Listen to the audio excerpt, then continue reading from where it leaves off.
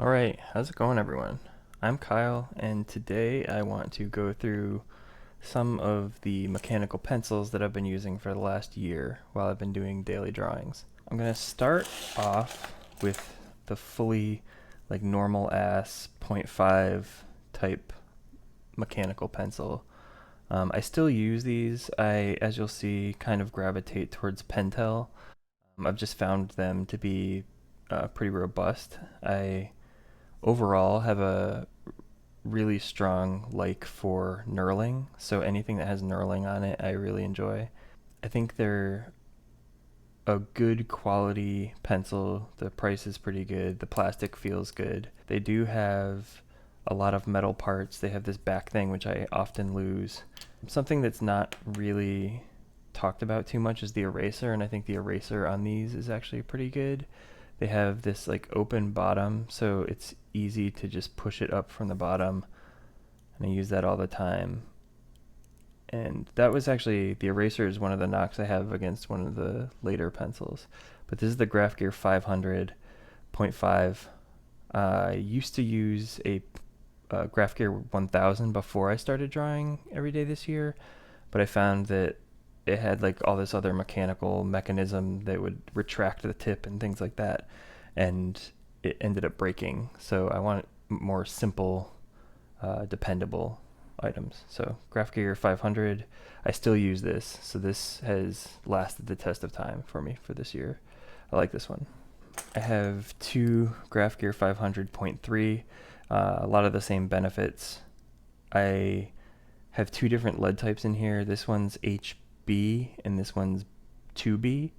I like to label my softer lead pencils so it's easier for me to tell which ones have a darker line. So this one is the lighter of the two. This one has black tape on it, so it's darker. Same good feel, same good eraser. You can see I've lost the cap on both of these.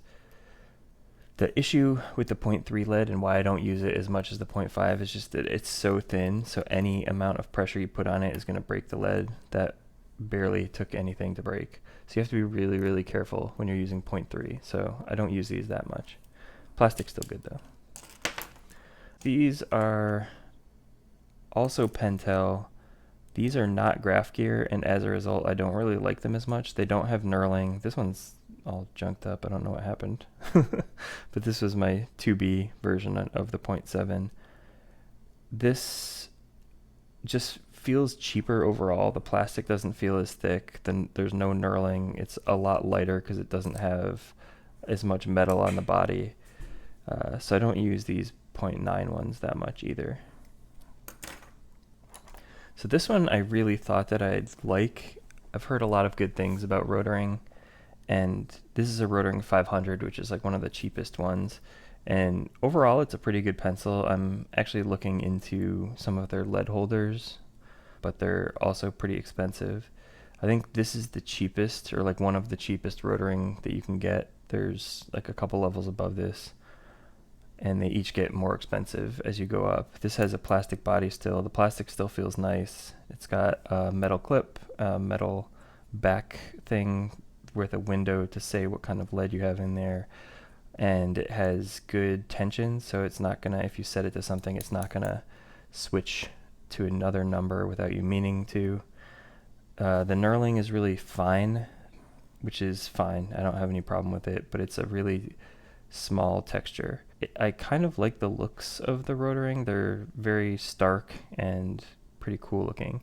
The thing I didn't like about it is the eraser is this kind of pinch version. The other one had a collar that went all the way around, and this one has this kind of V-shaped thing, and the eraser goes inside of the V. So unlike the other one you could just put your fingernail on the back of the eraser and push it up to wherever you wanted it. This one, as the eraser starts to get smaller, there's less of it to grip on, so as you use the eraser it pushes itself back into here, and I was always struggling with it. But as I found this, I had stopped using the Rotring by the time that I found this, but this is the Tombow Mono Zero, which is a dedicated pencil eraser. So I might give the Rotring another shot, because this eraser is actually really, really good, and it has no issues with being pushed back in. So I really like this. This is not a mechanical pencil, but I thought it was worth showing in this little overview of the stuff that I've used because it's really, really awesome and I use it all the time. The other, while I'm on erasers, I guess I'll just show this. This is a Staedtler Mars Plastic eraser pen type of thing. I use this when I'm erasing larger areas. It's not as good as this, I don't think, but it gets the job done. It gets pretty dirty looking, as you can see, but it gets rid of large areas. And I usually use this when I'm doing my lay-in and I find a problem. I'll use this to just kind of get rid of stuff, usually when I don't have dark lines. So this is okay. I use this all the time, even though I'm not a huge fan of it. I don't like that it's connected in the back, and as you push down, the eraser gets pushed into the pen. So now I'm moving on to lead holders. This for a long time has been my primary pencil. It's a Prismacolor turquoise. It's a lead holder that's drop style. So as you can see, there's a, I don't know if it's focusing. There's a front that has a 3-jaw pincer thing. So when you press the back, it releases the pressure on that and you can move the lead to wherever you want. When you stop pushing, that lead is locked in and it won't move again. So I generally prefer this style of lead holder, and I prefer lead holders over straight mechanical pencils for sketching because you can shade more easily because you can get a lot more lead out and you can use the side of it. So generally day to day I use a combination of a lead holder to do the sketching and then this to do like line work on top of the sketch. So everything from here on is a variation on the lead holder. I do have 2 lead holders that I carry around with me. This one's a Staedtler. It's very similar. I think both of these have good plastic that they're being used on the plastic parts. They have good knurling. The Prismacolor has more knurling, so I like that. So even when I'm holding it like further back, I still get some grip. A lot of times I'll end up holding it far back like here when I'm sketching. The knurling doesn't factor in, but I like the Prismacolor over the Staedtler because the Staedtler has a like octagon shape up at the front, but as you get further back it goes round. So when you're back here it can kind of spin in your hand if you don't want it to. So I like this one over this one. One that I thought these were a little bit too close in color, so a lot of times I was trying to replace using one of these with going from this to this instead of this to this. The thing that I didn't like when I was doing that is that the color on these is sort of close. So if it's like in the periphery of my vision, I would just grab for one and it would sometimes be the wrong one. So I wanted a version of a lead holder that was a little bit different color. So I got this, which as you can see is in pieces. So this is the Koh-i-Noor lead holder. I had a lot of problems with this one. The plastic is very thin. It feels very cheap compared to this. It does have knurling and the metal is pretty good, but mine has 4 pincers instead of 3, and mine is drilled off center, which really bothered me for some reason. It seemed to work okay, but it just felt very cheap. I thought that I'd be able to unscrew this because most of these other ones disassemble with threading like that. So I tried to do that with this and the whole thing snapped where the knurling connects to the plastic, which is not great. So this is basically garbage now, and I've had this for one day, didn't even get to use it. So after that I got this one, which is a brighter color than the turquoise. So if I'm going from this to this or this to this, it is a little bit bigger of a distance. So I think the ones that I'm going to end up using are this one and this one. This is the Alvin Techmatic Deluxe MF6.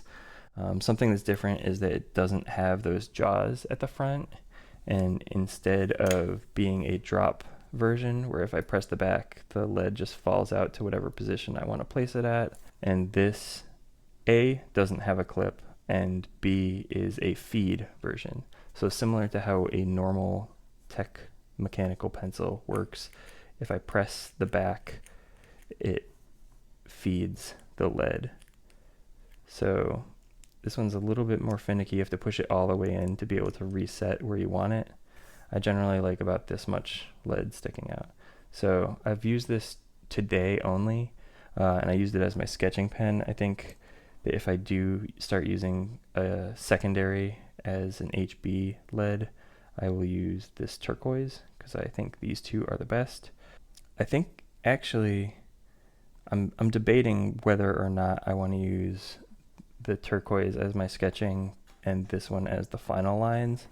And then if I need detailed final lines, I can use this. So these might end up being my 3 main pencils.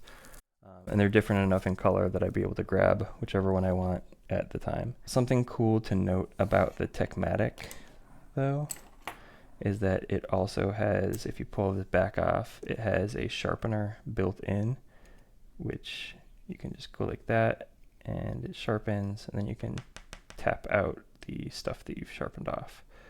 So the sharpener feels kind of not great, so I probably won't use it all that much. I'm a big fan of this sharpener for the on the go. Mine's kind of messed up. I ordered a new one because I really screwed it up the other day. But this is a uni sharpener. You can flip this cover out, and then it has a hole that you stick your pencil in and twist it to sharpen. And then if you want to empty it out, there's a thing on the bottom, and you can just tap out the dust. So that's kind of my overview of the pencils that I've been using for the last year.